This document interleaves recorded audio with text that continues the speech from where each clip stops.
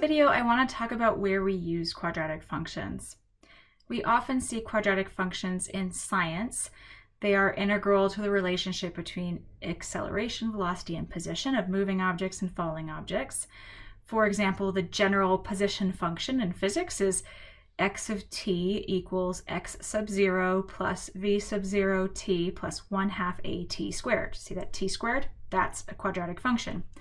In this formula, x0 is the initial position, v0 is the initial velocity, and a is the acceleration, which is often gravity.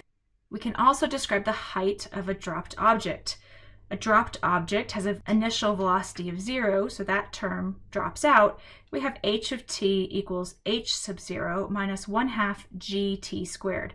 So g is the gravity constant, and h sub 0 is the height of the object where we drop it. Now, there are other parts of science that use quadratic functions. When we calculate work, that uses the area under a curve. And we often have formulas with the position squared when we do that. Likewise, in chemistry kinetics, second-order reactions can also involve squared concentrations, giving us a quadratic function. These concepts are a little beyond the scope of this course because we would have to learn a lot about physics and chemistry to use those. So we'll stick to some easier functions in this class. We're going to look at two problems where a quadratic function is used to represent a situation in the real world. The first one is the distance of an object from an observer, which is in meters. It's given by the equation s of t equals 8 minus 2t minus t squared, where t is the time since the object was released. Now, if I graph this, I'm just looking at the graph from 0 to 2 seconds on the x-axis, and the position on the y-axis is in meters, and again, that's the distance of an object from the observer. It's always good practice when you're doing an application problem to declare the variables. I'm going to do that off to the side here. So I'm going to say s, since that's what's in the formula, is the distance of an object in meters from the observer, and t is the time since the object was released. And that one is in seconds. All right, so let's just answer the questions about this function we have. When the object was released, how far was it from the observer? Well, when the object was released, that would be at time equals 0. So what we want to find here is s of 0. So that would be 8 minus 2 times 0 minus 0 squared. And that's just going to come out to be 8. So the object was 8 meters away. That's actually a point we can plot on the graph as well. That's just the y-intercept of this graph. That's 0, 8. So now we can see that the initial point we have on here is 0, 8. It looks like it's falling with a curve motion all the way down to about 2 seconds. We can verify that later if we need to. All right, how far is the object away from you? 0.5 seconds after the release of the object. Well, now we're concerned about what happens when t equals 0.5. So we're just finding s of 0.5. That's going to be 8 minus 2 times 0.5 minus 0.5 squared. Remember, we're going to do the square before we do the minus. Rewriting that, it's 8 minus, then 2 times 0.5 is just going to be a minus 1. So 8 minus 1, and then minus, and then we'll do the 0.5 squared. So that's 0.25. Now we get 8 minus 1 minus 0.25, so that's going to give us 6.75. So what we're saying is at half a second, the y value of the graph is 6.75. Now, of course, we can jump over to Desmos and double check that by graphing it. It looks okay from the graph we've got, so I'm going to leave it alone, but do remember you can check any of these answers by looking at your graph in Desmos. We need to write this as a mathematical statement in function notation. So all we need to do is write s of 0.5 equals 6.75. Last question, how long does it take the object to be only 3.5 meters away from the observer? Well, now I'm looking at a vertical value. 3.5 meters is a value on the vertical axis, on the position axis. I'm going to grab a little ruler here and turn it horizontally so I can make a horizontal line at 3.5. That's so I can see where it intersects the graph, and it looks like it intersects the graph somewhere between 1 and 1.5 seconds. But we need to find that exactly. So what we're trying to do here is say, when does the position equal 3.5? So we will write 3.5 equals 8 minus 2t minus t squared. And we need to solve that. And we don't actually have a technique for solving that yet. So we're going to go back to this kind of tried and true technique, which is that we're going to graph the left side of the equation and we're going to graph the right side of the equation and just see where they intersect. So I'm going to graph y equals 3.5 and y equals 8 minus 2t minus t squared. Again, that's the left side and the right side. Let's jump over to Desmos and do that. And we've got a graph of y equals 8 minus 2t minus t squared. We've got our horizontal line at 3.5 and our parabola that opens down. We're really only interested in what happens between x values of 0 and 2. So I'm going to open up the wrench menu, change the x-axis to go from -1 to maybe 2.5. Perfect. Now let's touch the point where these two intersect. It's between 1 and 1.5. It turns out to be a value of 1.345, comma 3.5. We knew that it was going to come out with a y value of 3.5, right? Let's go back and answer the question. So how long does it take? It takes 1.345 seconds for the object to be 3.5 meters away. Okay, now it's your turn. I've got another problem for you. I just want you to look at the graph and the function and answer the questions below. And then come back when you're finished, or if you're stuck. The questions don't necessarily build on each other, so if you don't get the second question, keep going and try the third question. It doesn't necessarily follow from that.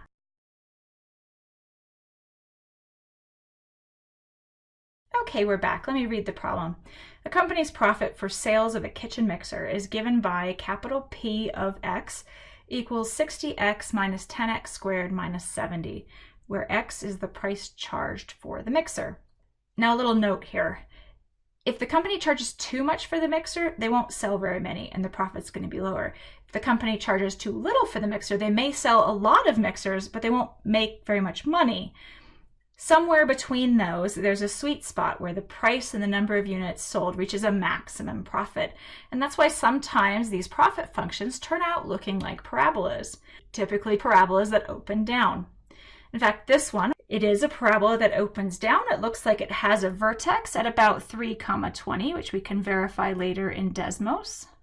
And so it opens down having x-intercepts a little over 1.5 and a little below 4.5. On the vertical axis, we have the profit in thousands. So it's counting 10 and then 20. So the 20 really represents $20,000 in profit. First thing we're going to do is declare the variables, which means we're going to say what x and p stand for. Now x is the price charged for the mixer, but we're writing that price per item in hundreds. So for example, 3 stands for $300 and 4 stands for $400 on the graph. So let's let x be the price in hundreds for the mixer. And then capital P is the profit, and that one is in thousands when mixers are sold for price X. All right, so first question, if the company charges $345 for the mixer, what can they expect the profit to be? So we're finding the profit when the price is $345. So P of 345. Now, that's actually not right. And if you calculate P of 345, you're going to get a number that's like way off this graph. It's not going to make any sense. But that's because remember that the price here is in hundreds. And so we don't want P of 345. We actually want P of 3.45.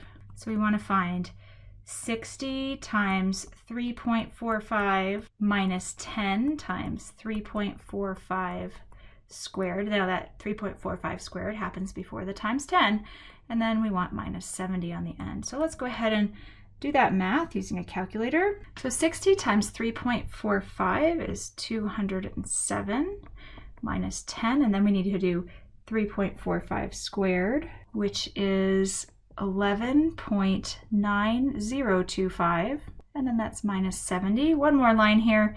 207 minus 10 times 11.9025 would be 119.0 0.025 minus 70, and that works out to be 17.975. Now we can move over to Desmos and double check this. We can just graph our original function with function notation and then find capital P of 3.45. I've got that graphed. P of x equals 60x minus 10x squared minus 70. And P of 3.45 is 17.975. I can double check that that's on my graph by graphing the point 3.45, comma 17.975. And we can see it falls nicely on the graph, so we're pretty confident we've got that correct. The next question, we want to find the mixer price when the maximum profit occurs. Well, the maximum profit occurs at the very tip top of this parabola, the vertex. So let's just go over to Desmos and double check that we were guessing correctly when we said the vertex was 3,20, and it is.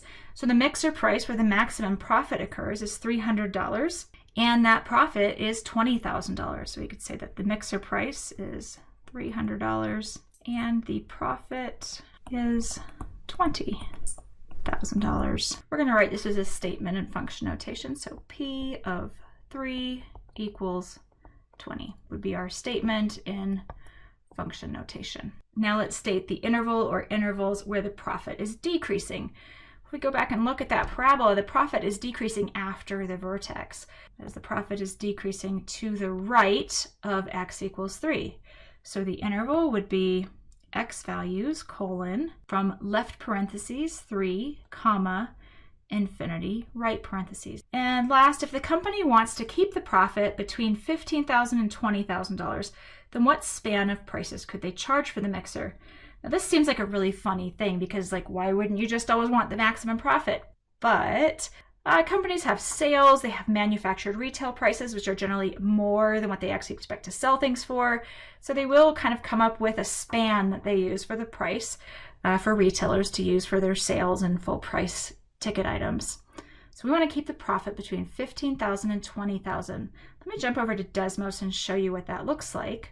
We're going to graph 15 is less than y is less than 20. And you'll see a band appear on the graph. It's a horizontal band, and the low end of that horizontal band is at 15 and the high end is at 20. You can actually use a less than or equal to on both sides here to make it a little bit more accurate.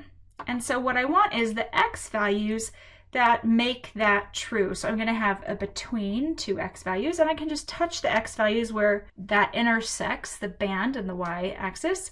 And so those are x values of 2.293 and 3.707. So I want x values between those.